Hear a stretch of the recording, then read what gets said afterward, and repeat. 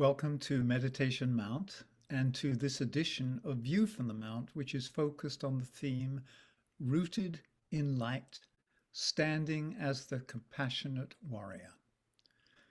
So let us begin by gathering ourselves together. We are in different parts of the world, and yet we occupy one virtual space, one planet.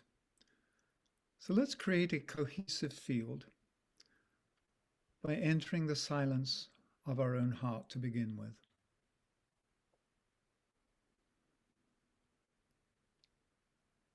Becoming mindful of the beating of our heart.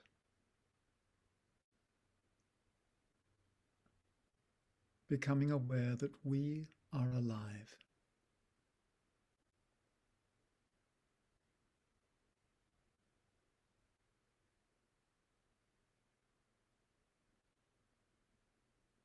And we imagine the many hearts beating around the world, the group that is part of today's call. And we sense that these heartbeats begin to synchronize, to form a single beat, the beat of our group heart.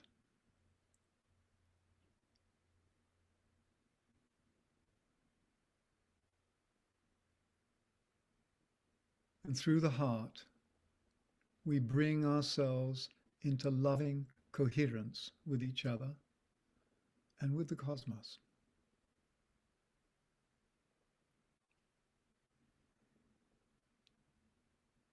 So take a few deep, gentle breaths.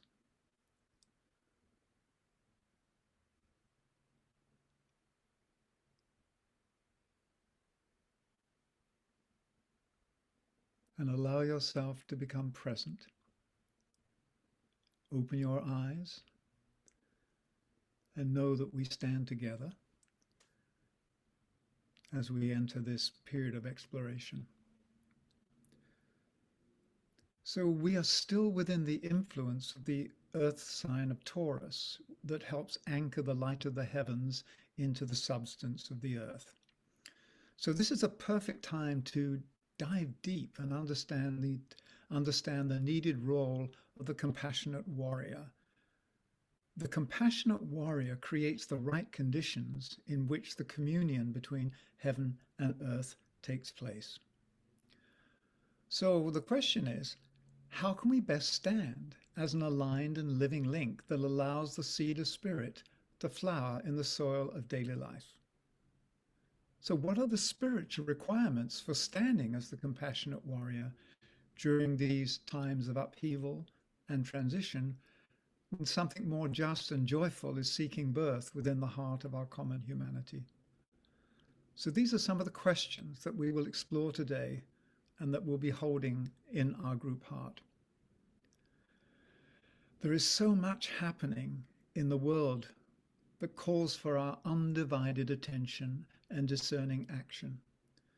And there is so much happening in the world that can throw us off center and reduce our ability to be of real service.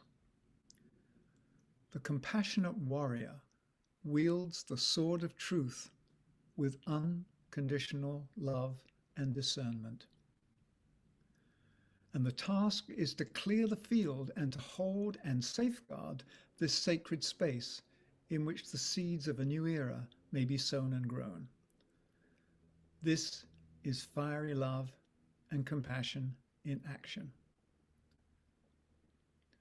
So what does it mean to be rooted in light? I remember a time when I played a game with my children. I challenged them to lift me off the ground. I said, I bet you can't lift me. I bet you can't even move me an inch off the ground. And they said, oh, yes, we can. I said, okay. So what I did is I stood there and I put all my energy through my feet and sent out roots into the earth and just gripped tight and just held that. And try as they may, they couldn't lift me one iota, 1 inch. And then I let go of that intent and that holding, and they could move me. So we know that energy follows thought. So to be rooted in light is to actually stand firmly, not just in the light of the soil, but in the light of the soul. So really what I was attempting to playfully teach my children was that there is a way to stand where you are deeply rooted and nothing can throw you off center. And where you put your thoughts, where you put your energy, that's the reality that's created. So we're talking about the compassionate warrior being rooted in light. So why don't we begin with a brief meditation to root ourselves and to stand as the compassionate warrior. So once again, just enter that quiet, deep place of the heart that is the field of our communion today.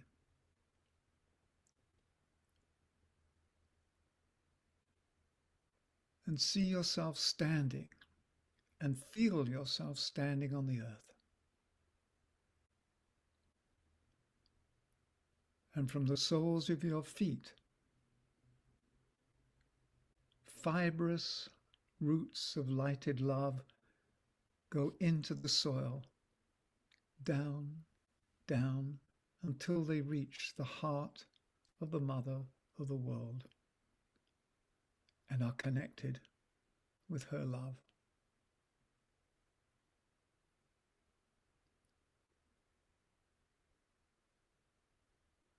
And we stand rooted and anchored in her love.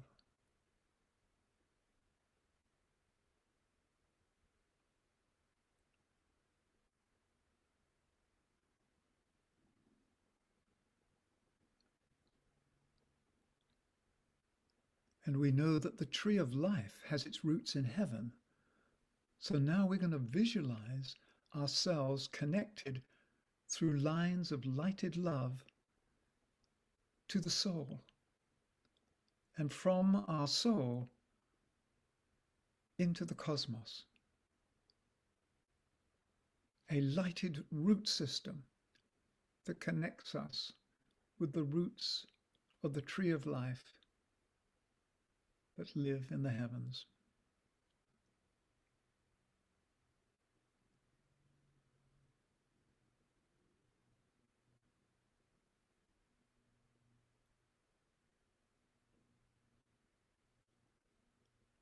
And sense how this is inside of you.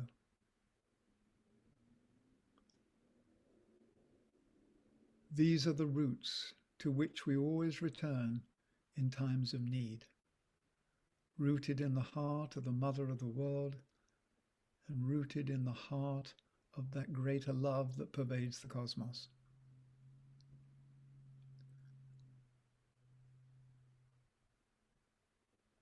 And let us affirm that whatever storms may occur on earth and batter our tree, it will remain firmly rooted in spirit.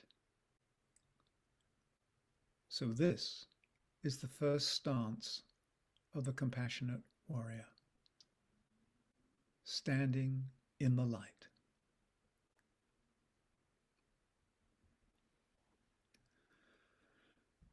And so a variation on that theme can be returned to any time you need to align, to be rooted in the light. So when I say warrior, it sounds very strident, but we're not talking about somebody running around trying to kill everything in sight. What I mean by warrior, a compassionate warrior is someone who challenges all fear, all lies, false beliefs and judgments that create suffering and unhappiness in the world. And we know that this struggle takes place inside our own heart and inside our own mind. So the compassionate warrior faces each and every challenge with clarity and awareness that this battle is fought within herself or himself, and that in the end, it is truth and unconditional love who are the victors.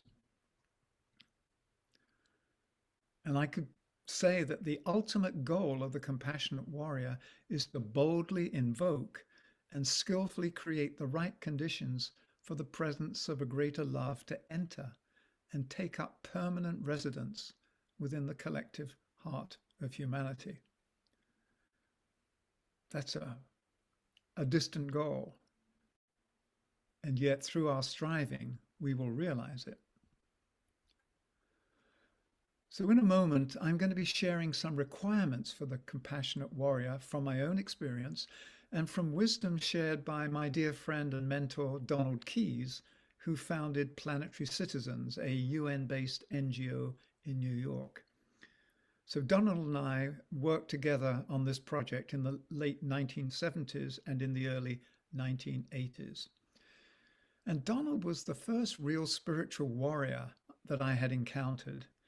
And he was key in shaping my understanding of what is required to be a fearless and compassionate ally for the forces of good. So here are 9 requirements for us to ponder.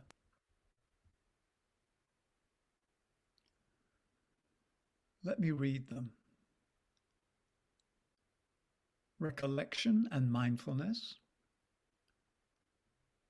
disidentification, non-investment, continual repurification, non-reaction, non-irritation, dynamism, selfless loving service of the common good, and daring and joyful striving.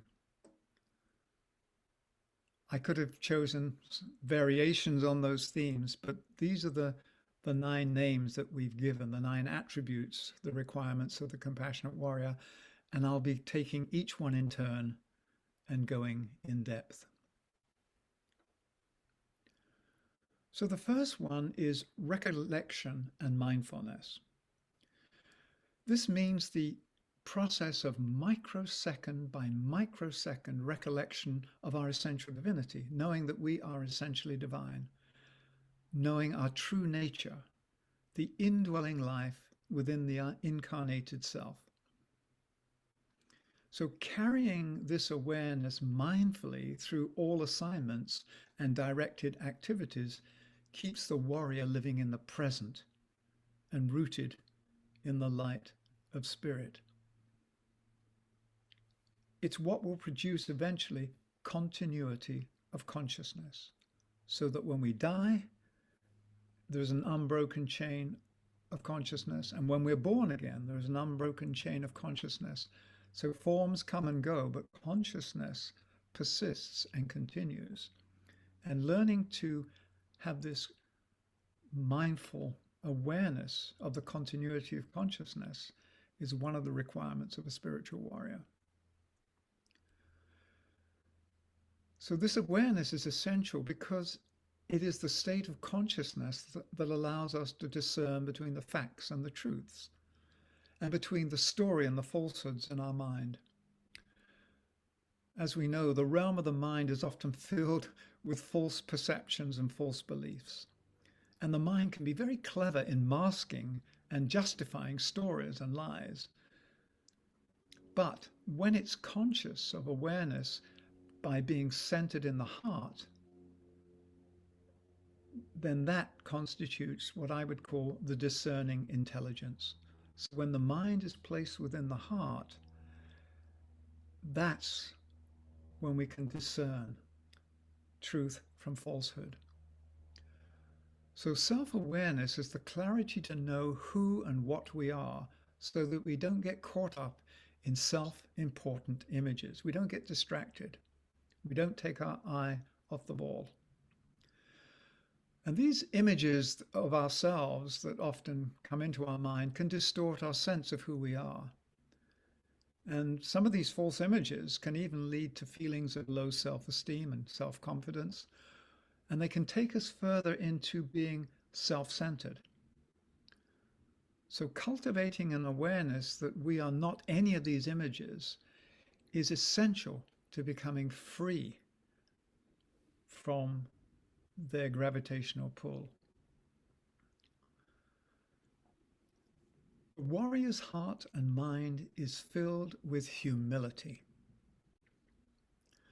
And humility is defined by the Tibetan teacher as an adjusted sense of right proportion. That means that we don't take ourselves too seriously, we don't inflate ourselves, or we don't put ourselves down, we don't deflate ourselves, but we stand in the sovereignty of the soul and in the detached knowing of our deeper identity. We are what we are. So we own what we are, and we don't make up stories about who we think we are. We get in touch with the authentic center. The next requirement is something called disidentification. And it's very straightforward. It speaks for itself. The ability to disidentify with all that is claiming our attention so that we act from a place of non-attachment. Our identity is defined by our connection to our source and not to any attachment to outer forms or worldly roles. So even being attached to being seen as a compassionate warrior is an attachment that I have to let go of. So as the compassionate warrior, I have a task, I have an assignment, but I am not that task. I am the soul in service. I am the soul in action. And then we come to something called non-investment. The ability to do whatever is required without becoming captured and enmeshed by the task at hand. Non-investment allows us the freedom to act in the moment in the most beneficial and unexpected way possible. Sometimes the unexpected is the right thing to do, but if we already have something in mind, that blocks the unexpected from showing up. So investment in the form of an outcome conditions the field, and as I say, can block inspiration and inner guidance as to the right course of action needed in this particular moment. So it's the art of leading a meditated life and not a premeditated life. So as I read through these requirements, I mean, they take years of practice, and yet we need to start sometime and somewhere if we're going to be of use at this time on the planet. The next requirement is called continual repurification. We need to learn the techniques and be skilled in the practice of spiritual hygiene, the ways of keeping the inner field of consciousness clean and clear of distortions and pollution. And this we can do through the use of prayer, meditation, mantras, dynamic exercise, whatever feels right to us. And we can call upon the elements to help us. We know that the element of earth, when we walk upon the earth barefooted, it keeps us grounded. And then when we take a shower or have a bath, water can wash and dissolve some of the dirt on the skin. And as we breathe the air, we feel new life entering us. And these brisk winds can blow away stale thinking. But it is fire that in the end purifies and cleanses at the deepest level of being. So the spiritual warrior needs to be familiar with fire. Fire as the fiery sword of truth, but also fire as that cleansing agent that is part of this continual process of repurification. There's more that can be said on this, but I don't want to dwell too much on any one of these. I want to give an overview. We'll go into one in more depth in a moment because it's one that is probably the most difficult to navigate through. So the next requirement is called non-reaction. Pretty obvious what that means. That we refrain from reacting to the elements of the surrounding environment and to the people involved, so that we as the warrior are not energetically connected to any of the outer circumstances and therefore cannot be pulled off center. And I remember a story of a samurai warrior. This samurai warrior was given the task of finding this convicted felon and actually carrying out a death sentence, executing them. And the samurai caught up with this person in a tavern in a village. He went in and confronted the person, and the person spat in his face. And for a second, the samurai was thrown off center. So what did he do? He sheathed his sword, he took a breath, and he walked away. Because any action carried out from an emotional reaction is not an expression of pure and impersonal intent. So the samurai vowed to himself to return the next day to complete his assignment. And once again, we're talking in terms of a warrior. But the lesson for me is very simple. In carrying out our dharma, it is wise not to create more karma. So anytime we act off center, it creates more ripples and more karmic debt. And another practice within this category of non-reaction is to see everyone you meet as your Buddha.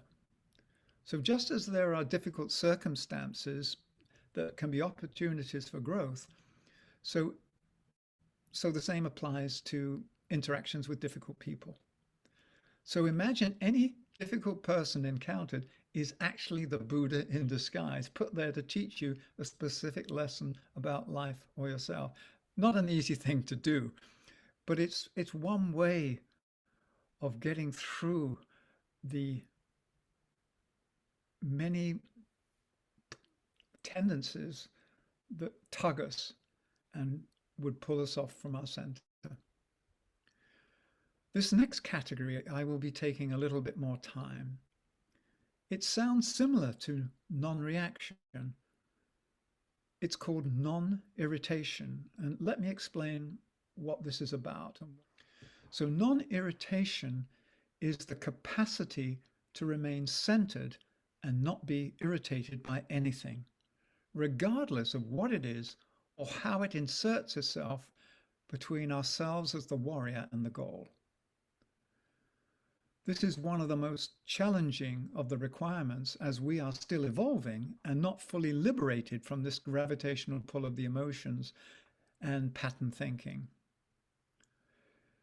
Irritation in the Agni Yoga teachings is said to create imperil. So what I'd like to do is to take a few minutes to ponder on some quotes from the Agni Yoga teaching to deepen our awareness of the dangers inherent in irritation. So let me read these, and as I do so, let the words sink in and resonate and find their own truth in you. So these all taken from the different Agni Yoga books. If modern science would try to examine objectively the nerve channels giving heed to the astral currents, it would encounter a strange decomposition of the astral substance during the passage of that substance through the nerve channels. This is a reaction to imperil. Only rest can help the nervous system to overcome the dangerous enemy that can call forth the most diverse irritations and painful contractions of the organism. Likewise, one should avoid the saturated effects of quarrels and of any irritation. Imperil will be the chief enemy of development of psychic energy. And by psychic energy in Agni Yoga, it means the spiritual energy that we work with as the compassionate warrior. And then it says, show a firm pace, guard the heart, because a vessel which contains the whole world must be cautiously borne. Simply walk forward without wincing. Withholding irritation, you create a new sheath for the spirit. Even a steed gallops better when not frothing. So it's this whole thing of make haste slowly and never get thrown off center. So let's have a look at the next one. In each book must be a chapter about irritation. It is imperative to expel this beast from the house. It's a pretty explicit command there.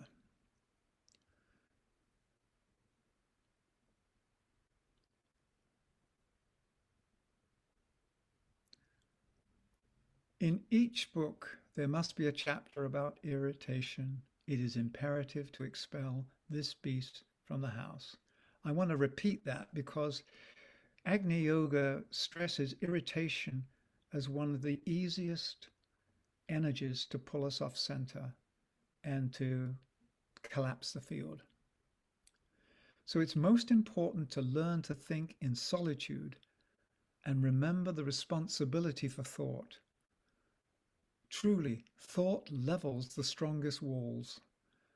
I advise that one observe oneself carefully and consciously eject doubt, irritation, and self-pity. So doubt, irritation, and self-pity is the unholy trinity of Agni Yoga. And then he says, for the last time I shall speak of irritation. Discern its harm, not only personal, but also spatial. This worm, concealed by a smile and politeness, ceaselessly tunnels through the aura. Its harm undermines all works. So there's one more set of quotes.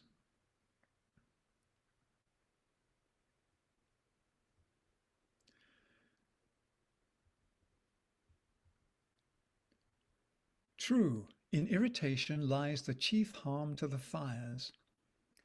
At the symptoms of irritation, one is advised to inhale deeply 10 times. The inhaling of prana has not only a psychic significance, but also a chemical one, for prana is beneficial to the fires and also extinguishes irritation. And then the final quote, in anger and irritation, man considers himself strong. This is according to earthly considerations. But regarded from the subtle world, the irritated person is especially powerless. He attracts to himself a great number of small entities which feed on the emanations of anger. Besides, he lets down his own bars and allows even the lower beings to read his thoughts. Therefore, the state of irritation is inadmissible, not only as a producer of imperil, but also as a gateway for lower entities.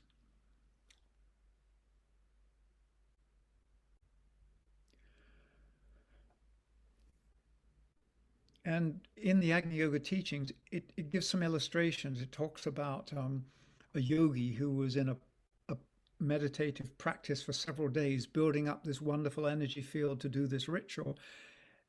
And just as he was about to complete the preparation, a mosquito came and landed on him and wouldn't leave him alone. And for a moment, irritation set in and the whole field collapsed. It's like a house of cards collapses. So I don't want to be melodramatic about this, but Agni Yoga teachings really emphasize irritation above all other things, can pull us off center. So let's take a deep breath and not get irritated by the fact that we have all these requirements to meet. The next requirement is called dynamism. It's the allowing the power of the soul to be the constant and compelling source of momentum forward. So it's guarding against the despondency of depression, which has its roots in self-pity and vain wishing and cuts us off from our spiritual source. So there's the dynamo of the soul. And this dynamo is fueled by, once again, what the Agni Yoga teachings call the cosmic magnet. Once we're aligned with the heart of the cosmos and the cosmic magnet, we're plugged into a power source that is limitless. And that dynamism allows us to carry out the work that we've been asked to fulfill. So dynamism means that we're alive. We may get tired, but we don't get deflated, depleted. We know how to draw upon that resource. And it's like having solar panels on the roof of your home. When the soul, as a solar panel, S-O-U-L-A-R panel, is directed towards the spiritual sun, it's plugged into a constant source of energy and dynamism. And the next requirement is called selfless, loving service of the common good. So let me say that often our deepest suffering is our greatest opportunity to learn about ourselves and take action to be a better person. So working through suffering is how we learn to be patient, humble, and grateful. And I've mentioned before in these sessions that our earth is called the sorrowful star. It is a place where pain and suffering goes through an alchemical process whereby it's changed into joy and wisdom. And so the compassionate warrior has to be wise and joyful.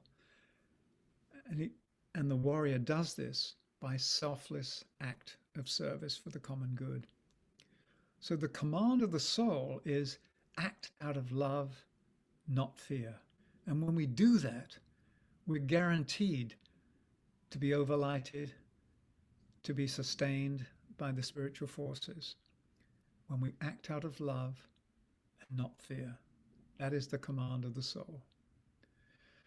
Many people believe the opposite of love is hate, but perhaps it may be fear. So fear closes and contracts the heart, while love warms and opens ourselves, and we access the love that lives within the heart. Not only do we access our own heart, but we access the heart of those around us. It's easier to come into a resonant relationship with others, and also with the circumstances around us. And it's said that selfless, loving service is the natural urge of the soul to give of itself. So it isn't that, oh my gosh, I've got to live a life of service. I had these great plans to be happy. Now I've got to give that up and lead this sort of... No, when the soul is in charge, all it wants to do is to give of itself, to give of its love, to give of its light. And so when we allow the soul to take charge of our lives, literally to take charge, to charge our lives with its power and help us to discharge the charge and the assignment that we've been given as part of this greater divine plan. So it's said that compassionate warrior is asked to be like the sun and give freely of the soul's light and love without asking for anything in return. But in order to do this, a certain degree of liberation has to be achieved. And it takes daring and courage to tread the path of liberation. So that's what we have as our final assignment, our final requirement as the compassionate warrior. It's called daring and joyful striving. To dare is a word of power. When I dare, I cause things to happen. I become causal. I don't become reactive. And the warrior is always causal. The warrior responds to a higher calling, and that calling is the call of love. And we act upon that call with daring. So a warrior typically in the armed forces is trained to have courage to face a challenge that may bring them into harm's way.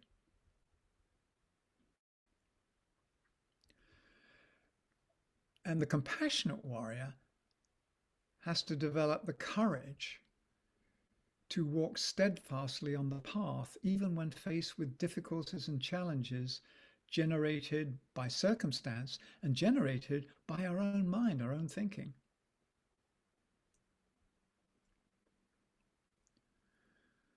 So the compassionate warrior develops the courage to question and challenge their own beliefs.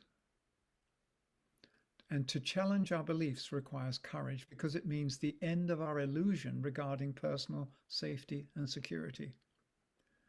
You know, the bottom line is there is no physical security. There is no physical safety. The only security for the spiritual warrior is to stand rooted in the light of their own sovereignty and in the light that burns brightly in the heart of the mother of the world and the heart of the cosmos and the heart of all things.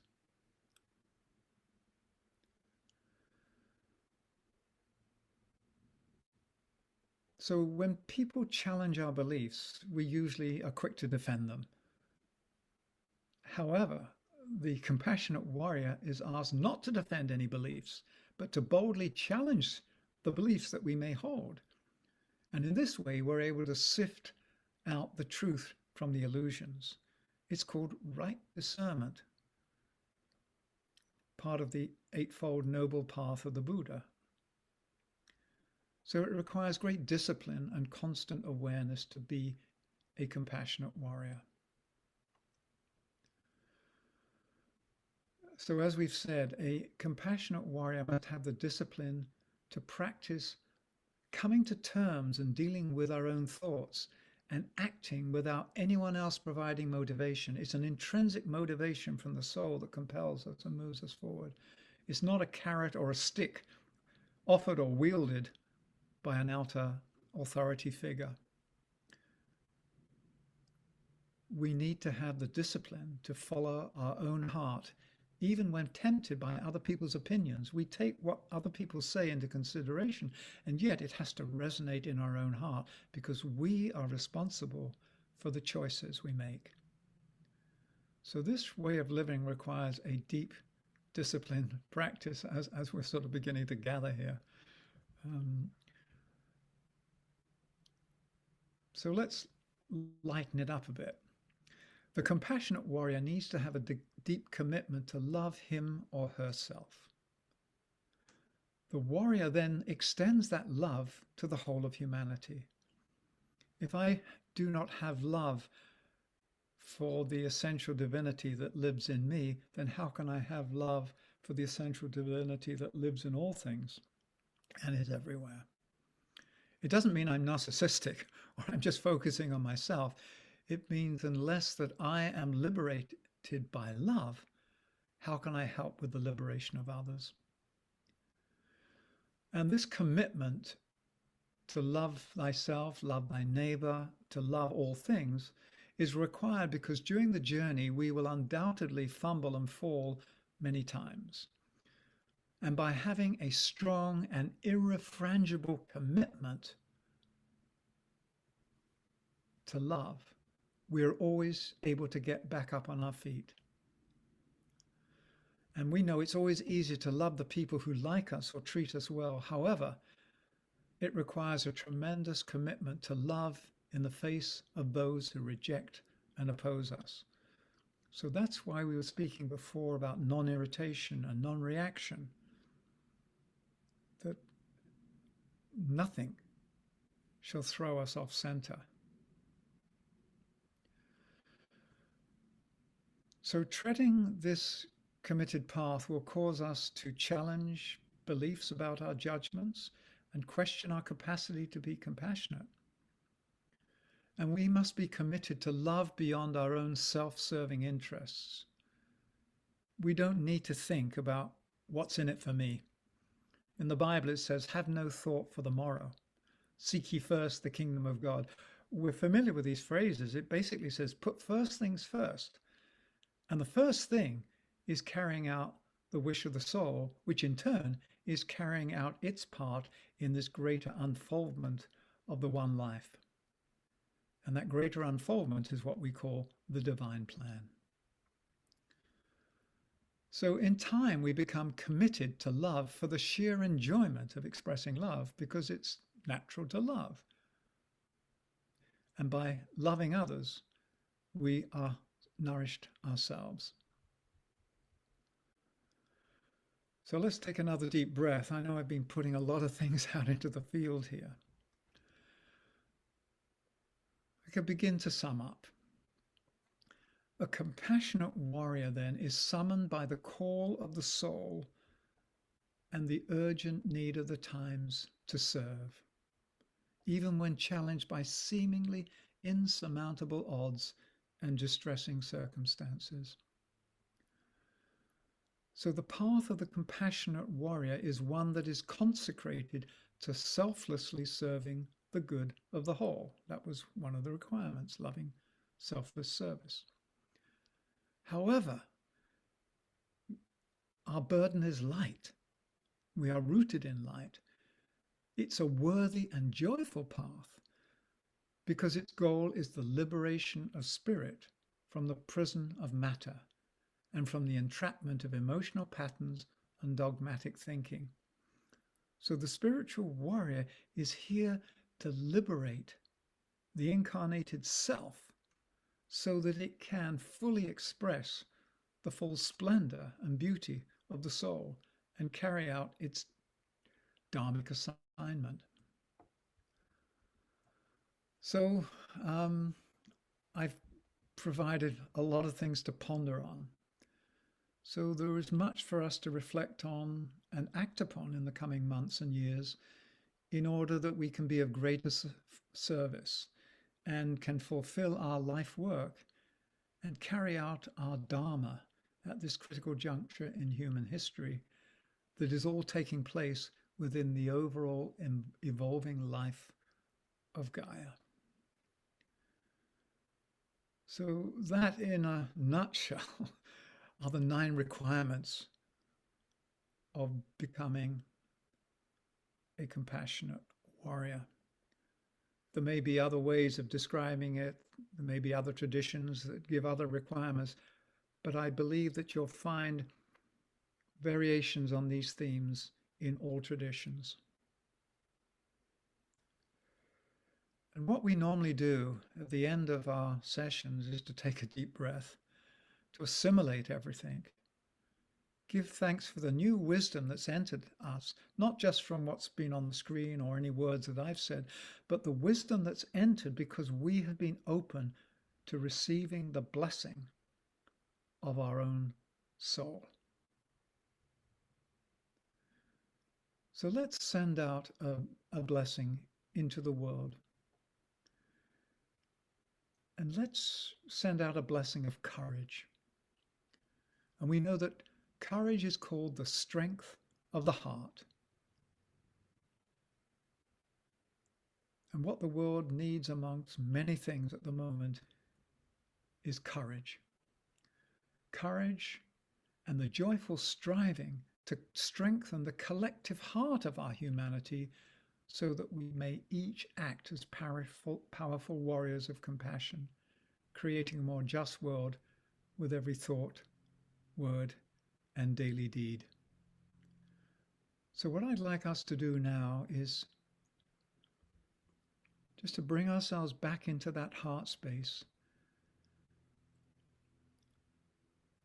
and sense that we are rooted not just in love, but we are rooted in light.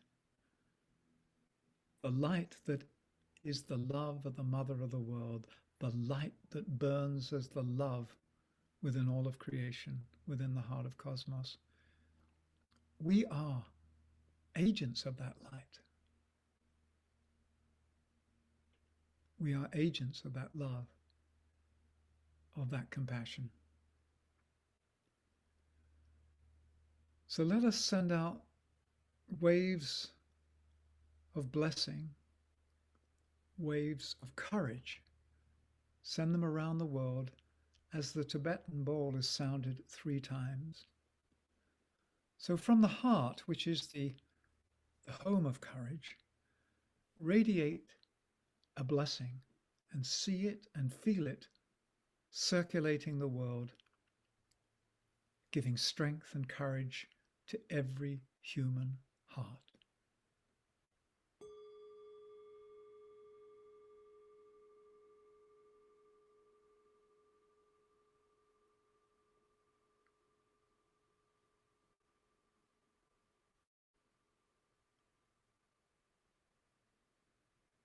And for a second time, breathe out the blessing of courage from your heart and send it around the world.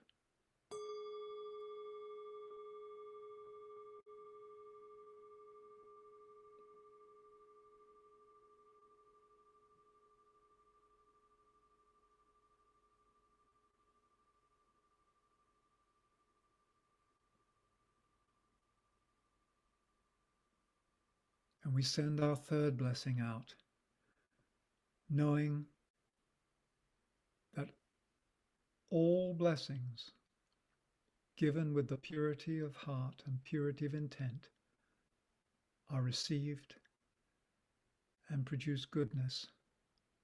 So let us, for a third time, send out a wave of courage into every human heart.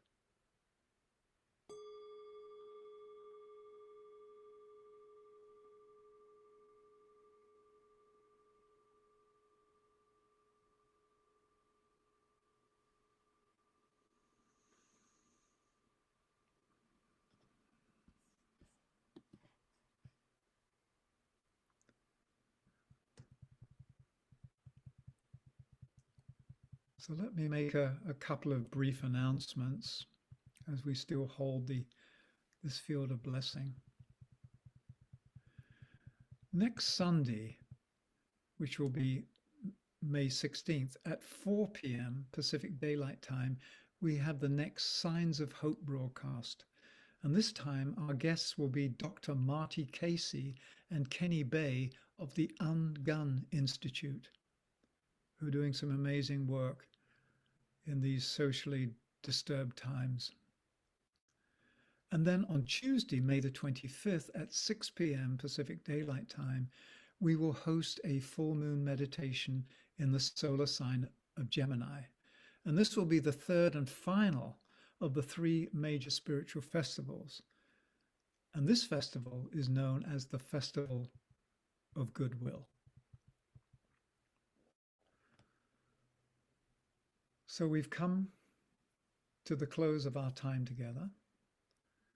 Deep gratitude for your participation and presence today. And may we each find the courage to act from the heart as compassionate warriors who are consecrated to serve the common good in every moment of every day. Thank you, and good night from Meditation Mount. Blessings to all beings.